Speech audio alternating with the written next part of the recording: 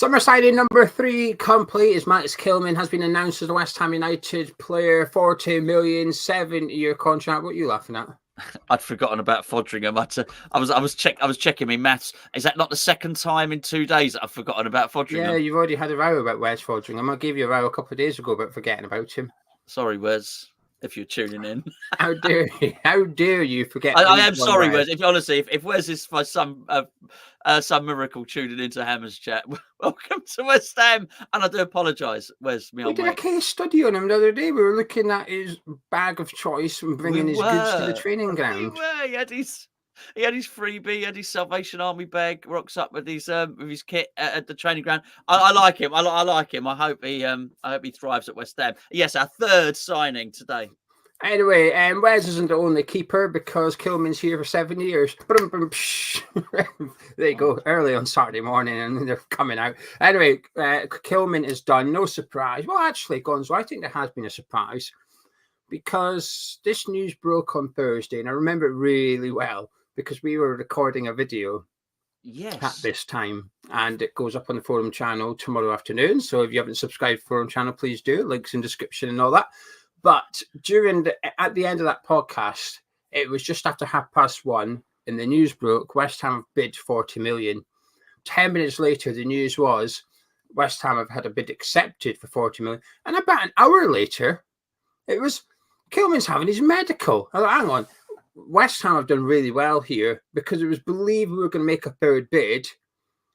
And it went from that to Kilman's having a medical very, very quickly. I actually think, while we all knew we were bidding for Max Kilman, in terms of that final bid being accepted to him doing a medical, I think it was kept hush-hush. I don't think anybody knew until the last minute.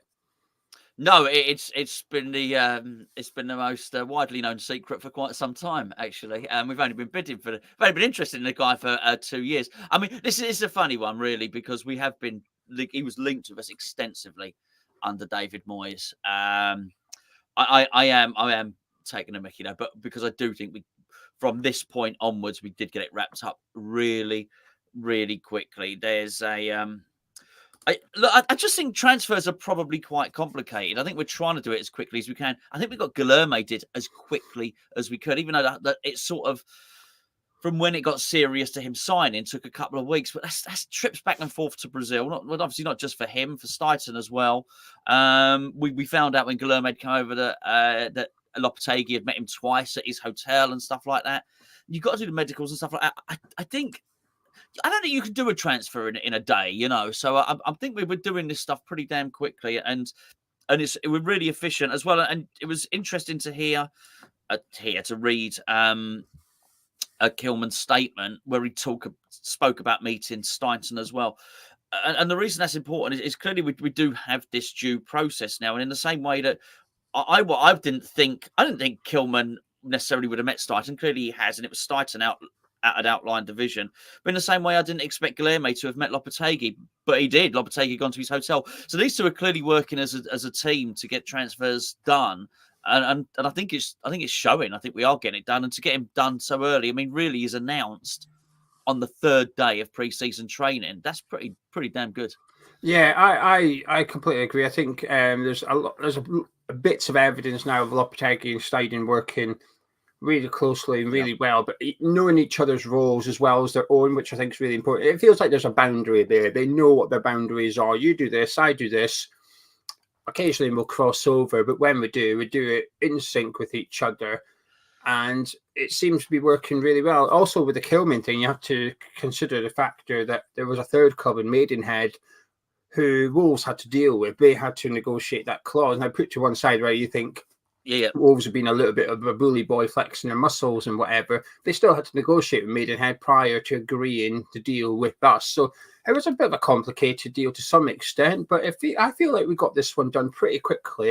And I think it was important to get this one done quickly as well. Kilman has obviously said nice things, as is Tim Steidten, but what I found interesting was what Hobbs had to say. Now, I'm going to read out some of his quotes in just a second, but if you're watching live, please get your thoughts into the live chat. We've got Adrian saying, players okay, but the price is higher than it should have been. will hold off until transfer window has ended and whether we miss out on other targets due to overpaying here. Graham says it's a great important signing for us. It shows Lopetegui and Steidten are working together. Positive sign for the club. James says he's got to have the equivalent of a Kudus-like impact on the defence for that price. Anything less will be a bit disappointing. Clayton says we still need another centre-back. Barry says he's glad we've got Kilman over the line, but 40 million is a bit too much.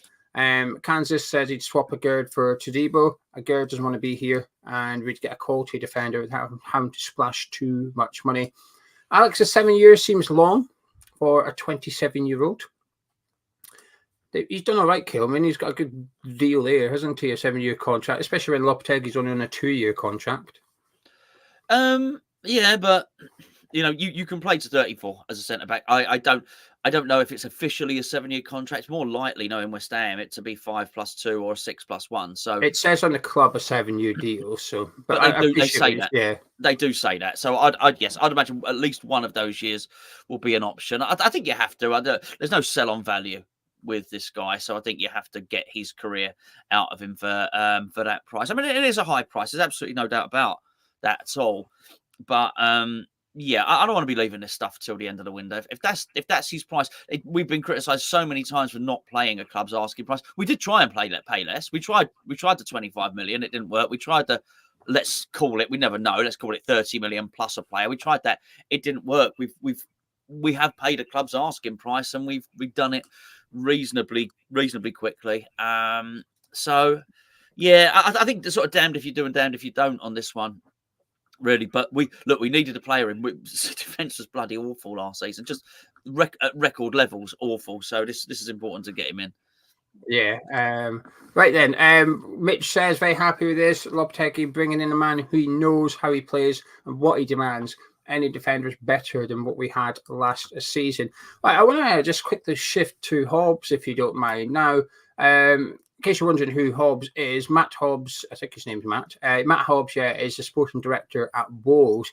And this is quite different. I mean, bearing in mind, Ben Johnson's just left West Ham, and we've got up an article announcing he and Mubama had left, and then there was an article went up which was a goodbye letter from Ben Johnson, and that was it. There wasn't anything from Tim Steidten or Martin Noble. It was him especially. There wasn't really anything. So somebody leaving the club after 17 years was almost like off you go then, shoo.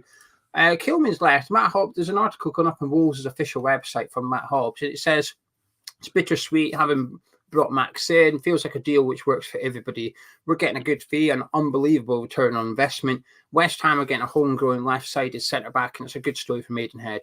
While it was tough, it also allows Max to get closer to his family in London. And he goes to speak about it from sort of like a Wolves development standpoint, which makes sense. It's a Wolves sporting director. But he says he's unbelievably laid back and has always been a man of few words.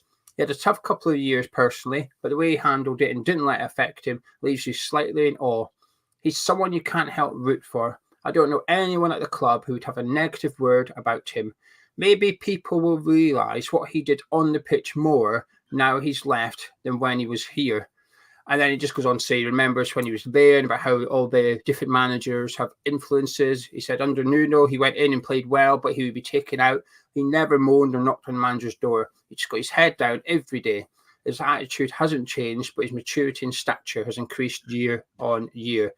And he just goes on to, and it's only good things about Max Kilman as well. And I just thought it was quite a nice, a classy thing from Wolves, but quite a telling thing actually when the sporting director is saying all those things. He rounds it off by saying, I hope for 36 games next season, Kilman smashes it. And he's looking forward to seeing him in America when we play Wolves in a friendly. Well, he clearly likes him, doesn't he? I mean, that's evident. So which is good. I think the thing in there, in amongst all that, well, there's two things. Firstly, they would, as you mentioned, that they would release such a statement anyway. Wolves are like that with their media, though, has to be said. But I think the other thing to look at it is particularly one word really stood out there, and that was awe. And that was in relation to things he might have gone through his personal life, which is none of our business anyway. But the choice of word that you thought someone handled, so you were in awe of someone because of how they handled something. that means it's something pretty significant. You don't say, oh, such and such crashed his car and he still got into work and I'm in awe of him. You don't use that word for that. It means something really horrible's happened, I would imagine. And that's quite something to say about someone. You're in awe of them because of how they've handled something and dealt with something and carried on. So, Geo, I hear, I know, listen, there are not too many people that are negative about this transfer. The vast majority, we can see them in the chat, are absolutely a cock a hoop with it, quite frankly.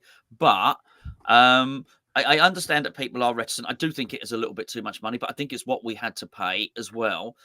I also hear what people are saying about, maybe he didn't have the best season last season. And I don't know. I'm only listening to what people are saying. I just don't know. Possibly he needs an experienced person next to him. And all I would say is what I said the other day when we spoke about it on Patreon. I think he is that experienced defender now.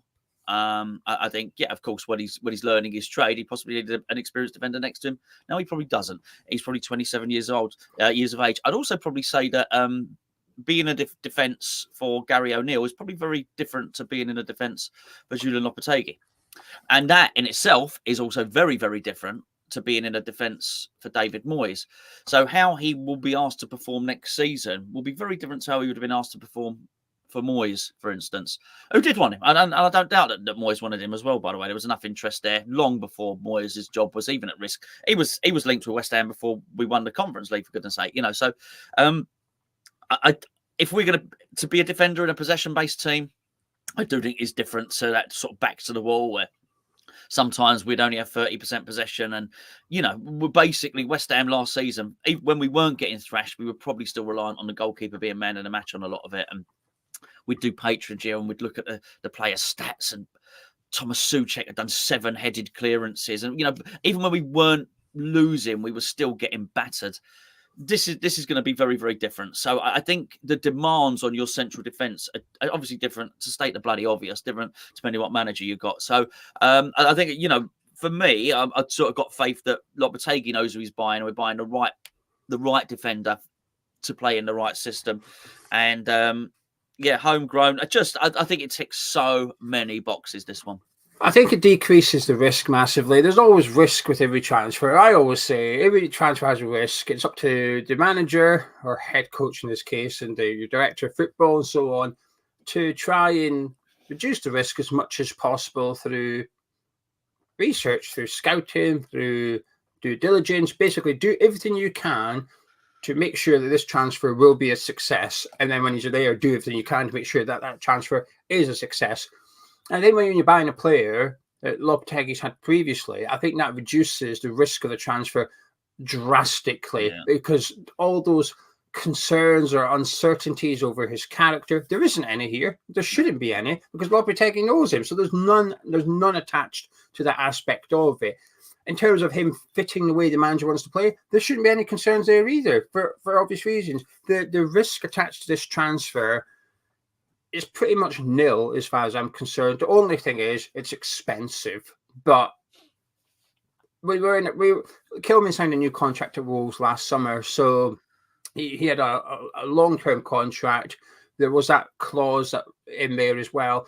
All the negotiating power was with Wolves on this one, and they knew Lopetegui really wanted him. If we know it, they know it. So yeah. The club were never really in a good position for negotiating this one.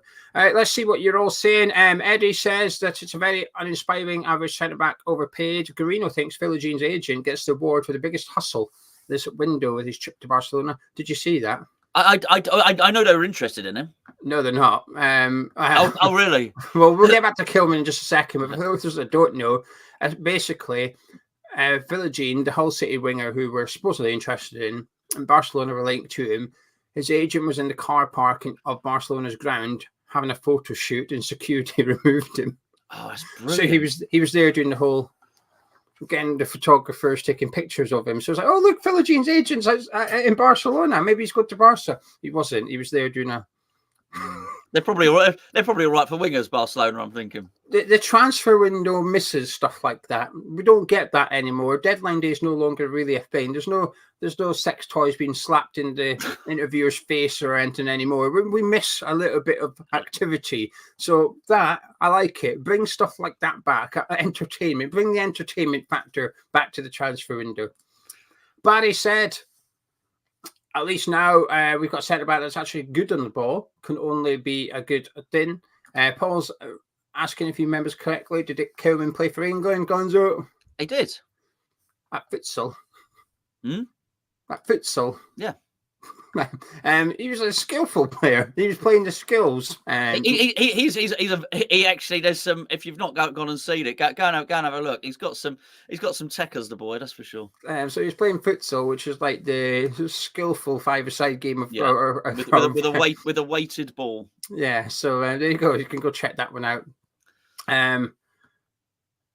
People are saying that he thinks regarding Kilman that his mum is Ukrainian, and that's possibly what Kilman was going through. That his mother is Ukrainian, so he's got a lot of family in Ukraine, possibly. Nick says you lot won't call 40 million too much if he does as well as he did under Lopetegui, or you won't call it too much if he does as well as he did previously. Hello, Nick. Hammer 99 says happy with the player, not the fee, but he's a homegrown left foot centre back about to reach his peak. Him and Mavropanos are quite similar in terms of style, so it's a clear indication of what Lopetegui wants in a centre-back. Nick said that he's a good centre-back. He suits Lopetegui's football. Kansas says Kilman's better value than what Spurs played for Archie Gray. Oh, I disagree there. I disagree on that one. I think Gray's going to go on and become a real top player. Outstanding, isn't he? Does anyone know? Is he related to Eddie Gray, who was some player? Like one of the best players I've ever seen. I'm going to say no, because I think if he was, you'd know about it. Right. Well, I don't put, obviously Leeds legends. Stephen says Lopetegui trusts him. New captain, good player, statement of intent. It's certainly the latter, anyway. Clayton says, I won't start feeling underwhelmed by this transfer until I start seeing who else we bring in at centre-back, right-back, midfield, attacking midfield, and a striker as well. William says, be careful of what we wish for. Cameron says, like the signing, slight premium, but it shows intent on making Lopetegui feel valued. Makes me confident in the relationship between him and Steidten blossoming into something that isn't moist.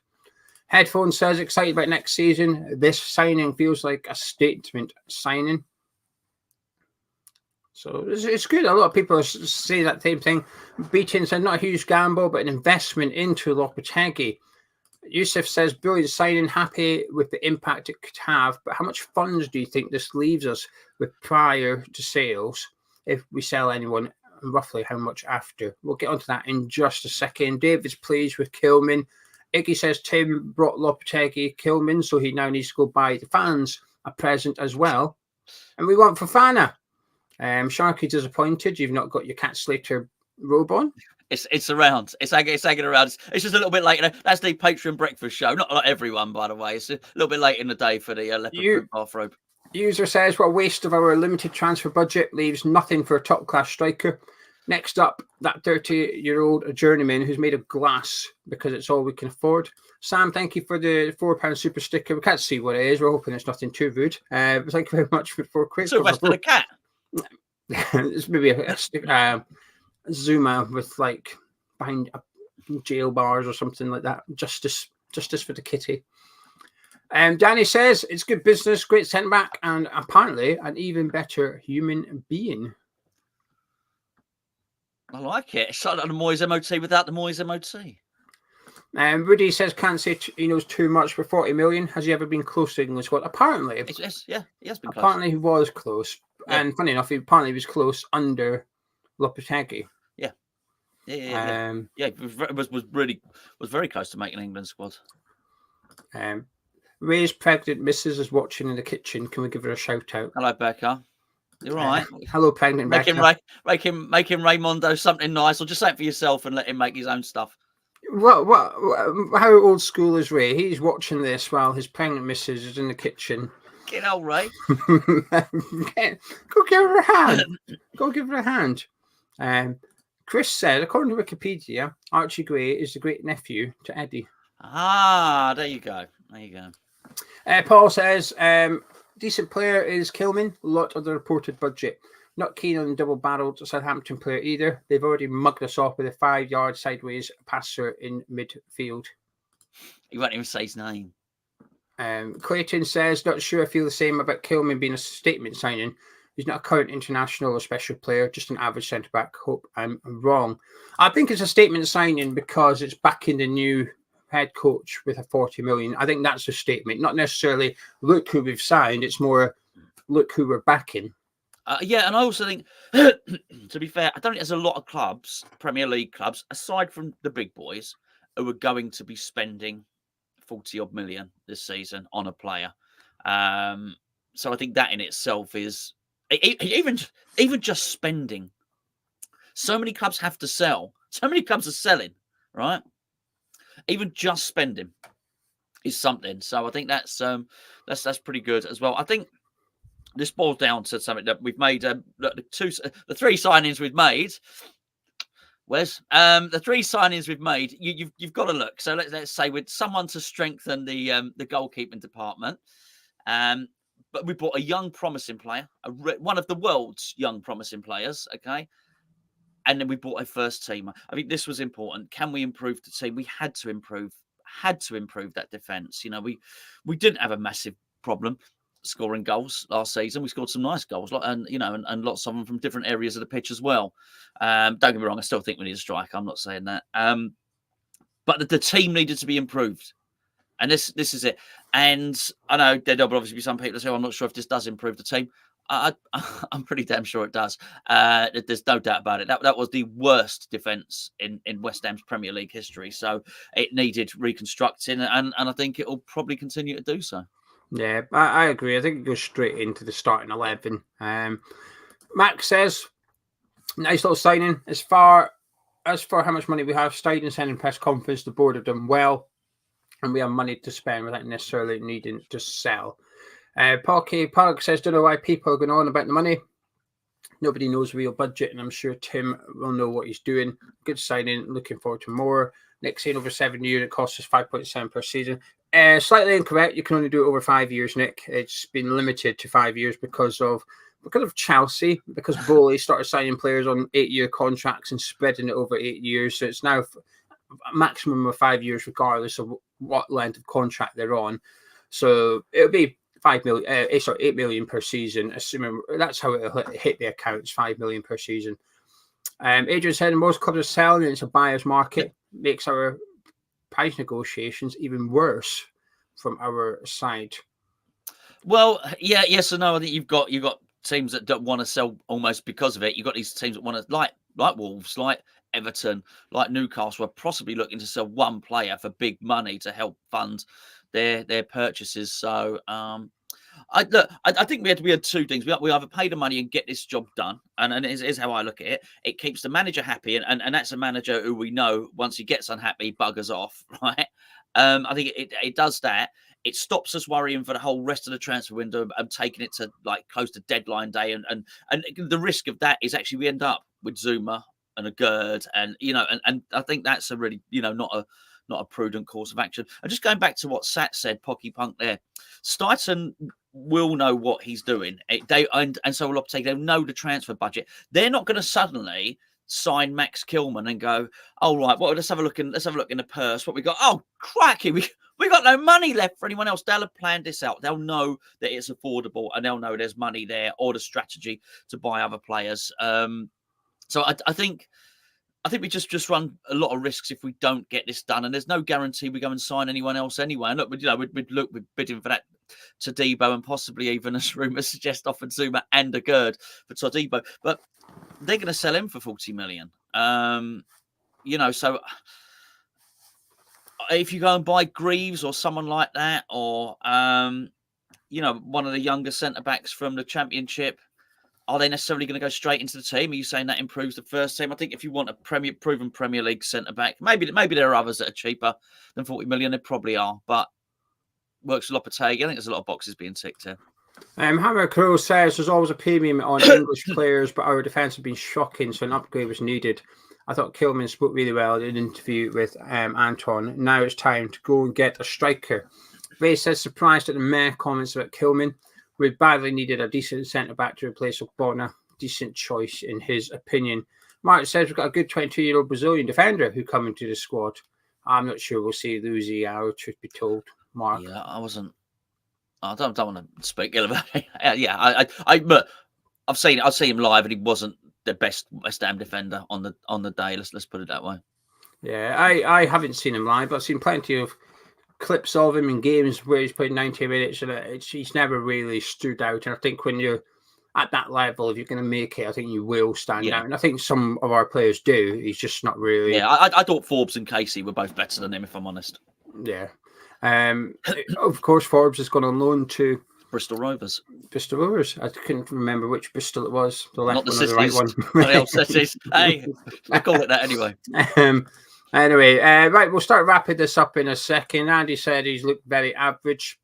Well, Andy's looked average, or is he saying we look average? Who's looking average? Maybe we look average, just because you've not got your leopard print on. I've got my leopard print dressing gown on. Andy Phipps says, my brother's a Wolves fan and likes him. We agreed that 40 million is a lot, but that's a good player. One criticism for Wolves fan is he didn't put himself about enough. That was Craig Dawson. The thing is, what I will say is Craig Dawson's like another level of putting yourself about. You know, that guy will willingly diving head when someone's way to shoot, knowing that he's ready to get a boot in the face. He will put his head in there. There's not that many players that are willing to do that. There's not. No. Yeah. Plus, Craig Dawson booted Che Adams in the head, so he booted Che. Oh, he did. Yeah. He went to take a shot, and he did. It was it was actually an accident. Yeah. Yeah, and he ended up kicking Che Adams in the head. Used his head instead of the ball. So fun and games. Anyway, anything you'd like to add regarding Max Kilman before we disappear? No, just I'm pleased. I'm not in any way disappointed. I am. It feels like something new. I don't just mean Kilman. The whole lot feels new. The whole lot feels different. I do think it's I do think signing a centre back for 40 million is a statement. I like the actual statements that the two top guys, Steidten and Lopetegui, have been making. You know, to the press in their press conferences like that.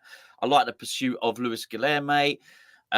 Is early business getting done? As I say, they've been back 2 days before they signed him. This guy's going on the fitness jaunt to Austria. This guy's going to America. It's one thing saying the words. We want to get signings in early and we want to do this, we want to do that. It's another thing doing them, and this does feel a little bit different. And the speed at which it gets done. Moyes very slow at doing transfers, so I like this. What I can't do is complain about all that stuff before and then be unhappy with this now. This feels different. The more I hear, the more I see from West Ham, the more I'm liking. And this Kilman stuff's just the next cherry on the top. I'm really looking forward to seeing him play. Really am. The one thing I will say is we signed a Gerd really early. When we signed a Gerd, it was June we signed him, so we didn't move fast for him as well. And I think the problem is last summer it was slow. You know, we played our first game of the season with no new signings. You know, we ended up signing 4, but they all came once the season had begun. Sure. Like you said, today is technically like the day 4 or 5 of the pre-season, but they fly out to Austria today, and Kilman will be going with them. Yeah, that's significant. Guilherme's there as well. That's also significant. And I think it's important that we've got that. Apparently, we wanted 7 new signings. Is Fodringham going with them? Where's this going? I just hope he's not taking that bag with him. I'm just hoping he's got the club. Just going in the hand luggage. Yeah, he's just going on there with his bin liner. I'm hoping the club have sorted him out with something a bit more substantial and branded. Give him a bag, West Ham. Yeah, give him a bag. Can't afford it on his little 10 grand a week wages. Anyway, I think Kilman's a good player. It feels like a really solid signing. I think there's a lot more risk attached to signing Guilherme than there is Max Kilman. And there's a lot more excitement to signing Guilherme than Max Kilman. But I think this is one I feel really confident will work because we know exactly what we're getting and the manager knows exactly what he's getting as well. And I think that's quite important. 40 million, a bit pricey, a bit more than I think he's worth. But I've said before, is there such a thing as overpaying if you get the perfect player for your manager. I'm not sure there is, actually. I'm not sure there is such a thing. I feel like this one's going to work out for us under Lopetegui. The big question is, what do we do post Lopetegui? Is the new guy going to run in? But we'll worry about that in 2 or 3 years' time. But for now, Lopetegui's got his main man. That's the important thing. Who next? Probably Kyle Walker-Peters. I'm hoping we can get that one wrapped up in the next week or so. But Gonzo, shall we leave it there? Yeah, nice one, mate. Thank you for joining us. Please do drop a like on the video by clicking thumbs up. Subscribe if you need to have a chat with myself and Gonzo. Catch you in a bit.